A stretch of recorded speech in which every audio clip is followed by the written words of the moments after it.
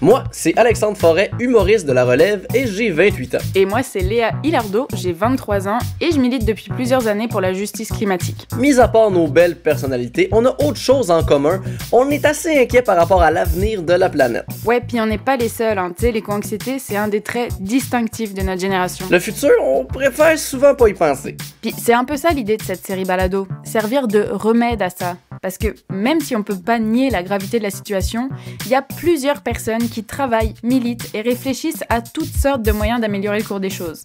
On habitait les deux à Montréal, on était étudiantes pas du tout prédestinées à partir d'une ferme maraîchère. C'est ça, on a eu le goût de faire partie d'un mouvement de changement au niveau tout simplement de notre mode de production alimentaire. Ici au Québec, on est chanceux. 99,6% de l'énergie produite provient de nos barrages hydroélectriques. On a légèrement transformé l'église de Saint-Adrien en hub créatif, en fait. Le but ici, c'est de créer du lien avec la communauté. On se projette dans le futur pour bien comprendre comment les océans changent, le niveau des océans, la température des océans, comment l'atmosphère change également. Donc, on n'est pas sorti du bois, mais il y a clairement de l'espoir. Il y a déjà des personnes qui travaillent pour nous envoyer dans la bonne direction.